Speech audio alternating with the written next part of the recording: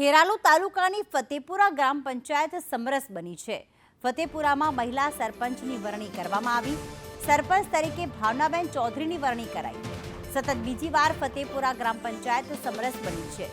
વધુ પંચાયતો સમરસ બનાવવા ધારાસભ્યએ અપીલ કરી।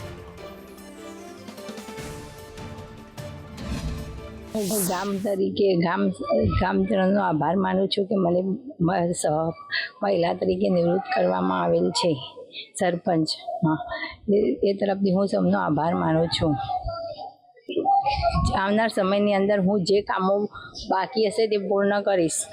મેં મારા ખેરાલુ વિધાનસભા વિસ્તારમાં જે પણ ગામની અંદર બિનહરીફ સરપંચ થશે, સમરસ સરપંચ બનશે, એ ગામમાં મારી 5 લાખ રૂપિયાની ગ્રાન્ટ આપવા માટેની જાહેરાત કરી છે। એના ભાગરૂપે આજે મારા ગામ ફતેપુરા મુકામે ગામ લોકો ભેગા થઈ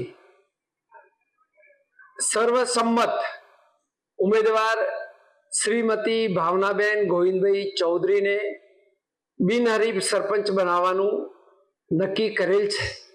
હું એમને આપણા માધ્યમથી ખૂબ ખૂબ શુભેચ્છાઓ અને અભિનંદન પાઠવું છું।